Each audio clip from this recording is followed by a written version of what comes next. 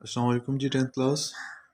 Previously हमने जो है ये geometrical optics chapter number 12 start किया था और इस पे एक ही लेसन हुआ था आप लोगों का जिसमें हमने ज्योमेट्रिकल ऑप्टिक्स का इंट्रोडक्शन, उसके बाद जो है reflection of light, terms associated with reflection of light और लॉज ऑफ रिफ्लेक्शन, ये चीज़ें पढ़ी थी।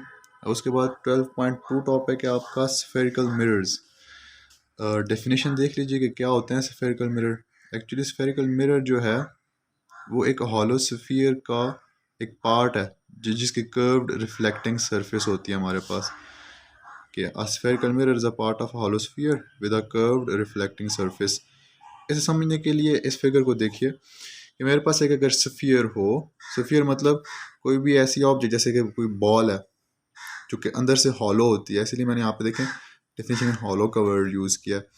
जैसे कि बॉल होती है, फुटबॉल होती है, वो हमारे पास इंटरनली हॉलो होती है, उसकी आउटर कवरिंग जो है वो कर्व्ड होती है, मींस राउंड होती है, तो उस शेप को स्फीयर कहते हैं, स्फेरिकल ऑब्जेक्ट कहते हैं उसे।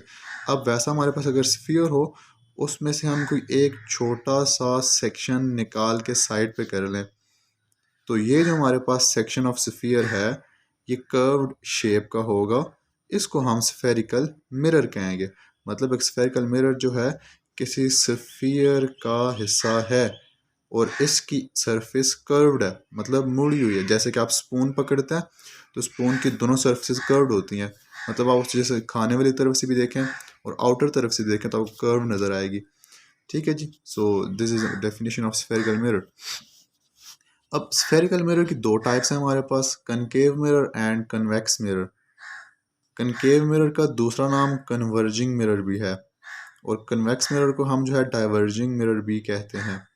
अब कैसे डिफाइन कर सकते हैं हम कनकेव मिरर और कन्वेक्स मिरर को, ये देख लीजिए कि कनकेव मिरर हमारे पास ऐसा स्फेरिकल मिरर है जिसकी इनर सरफेस जो है वो हमारे पास पॉलिश्ड या कह सकते हैं कि रिफ्लेक्टिंग होती है। हम ये दोनों टर्म्स जो हैं, ये दोनों टर्म्स जो हैं आपस में एक ही माना देती हैं, पॉलिश या रिफ्लेक्टिंग सरफेस। तो स्फेरिकल मिरर ऐसा जिसकी इनर सरफेस जो है वो रिफ्लेक्टिंग या पॉलिश्ड हो, मतलब जिसमें हमें फेस नज़र आए, वो हमारे पास कनकेव मिरर कहलाता है या कन्वर्जिंग मिरर कहलाता है। जैसे कि आप देखें इसी स्फीयर से मैंने ये स्लाइस ली, मीन्स कि मेरे पास एक कर्व्ड सरफेस है जो कि रिफ्लेक्ट स्फेरिकल मिरर है। अब इसकी ये जहाँ पे मैंने लाइंस लगा दी, आउटर सरफेस जो है उस पर पेंट कर दिया, ठीक है जी, उस पर कोई लेमिनेशन चढ़ा दी। अब जो इंटरनली सरफेस है वो मेरे पास for reflection of light use होगी। कि मेरे पास एक ग्लास था जिसकी मैंने आउटर सरफेस को जो है वो पेंट कर दिया। अब लाइट जब आपके आके इसकी इनर सरफेस पे पड़ेगी तो रिफ्लेक्ट होगी और वजह बनेगी इमेज बनाने का। तो ये इनर सरफेस उसकी हमारे पास क्या है, रिफ्लेक्टिंग है, ये कह लें पॉलिश्ड है, जिस पे हमें फेस या इमेज मिलेगी।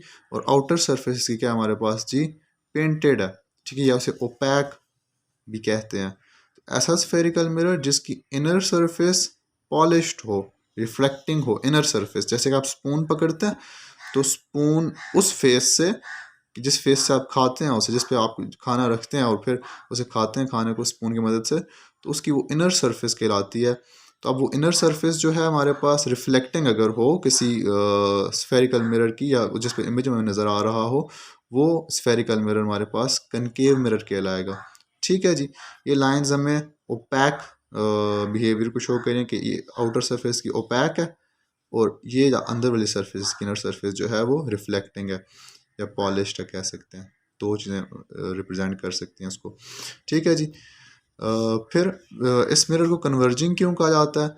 क्योंकि जब रेज ऑफ लाइट आके इस पर पड़ती हैं तो एक ही पॉइंट पे कन्वर्ज हो जाते हैं। जैसे आप चम्मच को पकड़ें तो चम्मच जो है इनर सरफेस से पकड़ी जाए, मतलब उसके खाने वाला एंड ऊपर को रखा जाए, उसमें आप कोई चीज़ पोर करें जैसे कि पानी डालें तो वो उस पर जमा होता है। तो जमा होने का नाम कन्वर्ज, हम कन्वर्ज की टर्म जो है वो जमा होने के मानों में इस्तेमाल करते हैं। तो जब रेज ऑफ लाइट आके पड़ती हैं इसके ऊपर, हमारा नेक्स्ट टॉपिक हम उसे रे डायग्राम की मदद से भी देखेंगे। तो रेज ऑफ लाइट जब आके इस पर पड़ती हैं तो एक ही पॉइंट पे जमा हो जाती है। जैसे यहाँ पे देख लेते हैं, ये रे ऑफ लाइट पड़ी, आगे ये रे ऑफ लाइट पड़ी, अब रिफ्लेक्ट होगी और ये भी रिफ्लेक्ट होगी, तो एक ही पॉइंट से गुजरेंगी, मतलब किसी एक पॉइंट पे आगे ये रेज ऑफ लाइट क्या हो रही हैं, जमा हो रही हैं, कन्वर्ज हो रही हैं जी। ठीक है जी। और वहाँ से फिर आगे आगे पास ऑन हो रही है, इसलिए इसको कन्वर्जिंग मिरर भी कहा जाता है। इसका दूसरा नाम कन्वर्जिंग मिरर है जी। फिर सेकंडली हमारे पास आ जाता है जी कन्वेक्स मिरर, जिसका दूसरा नाम डाइवर्जिंग मिरर है।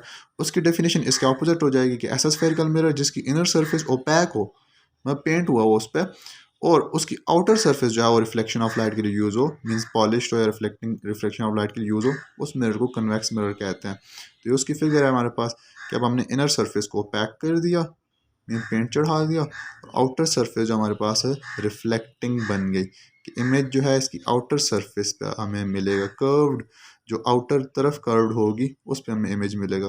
ठीक है, जैसे कि अब चम्मच को उल्टा पकड़ लीजिए। अब इसको डाइवर्जिंग मिरर क्यों कहा जाता है? तो डाइवर्ज का मतलब होता है स्कैटर आउट कर देना, फैला देना। जैसे आप चम्मच उल्टी करके पकड़ें टैप ऑफ वाटर के नीचे, पानी की स्ट्रीम के नीचे, उस पर पानी पड़ के जो है वो जैसे फैल जाता है, तो ऐसे ही यहाँ पे जो है रेज ऑफ लाइट अगर आके पड़े, ये दो रेज ऑफ लाइट आके पड़ी, अब ये आफ्टर रिफ्लेक्शन जो है फैल जाएंगे, किसी एक पॉइंट पे कन्वर्ज होती नज़र नहीं आएंगी, इसलिए इस मिरर को डाइवर्जिंग मिरर भी कहा जाता है जी।